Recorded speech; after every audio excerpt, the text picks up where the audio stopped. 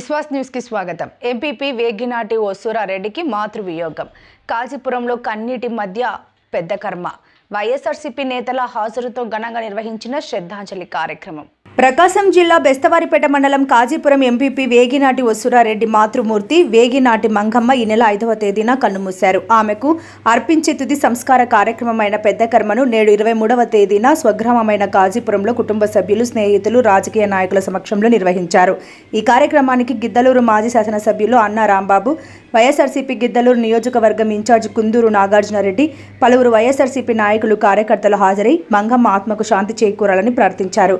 MPP Veginati ఓసూరారెడ్డి కుటుంబాన్ని ఓదార్చుతూ తమ సానుభూతిని వ్యక్తపరిచారు. ఈ సందర్భంగా గ్రామస్తులు పెద్ద సంఖ్యలో హాజరై వేగినాటి మంగమ్మ సేవలను, సద్గుణాలను స్మరించుకున్నారు.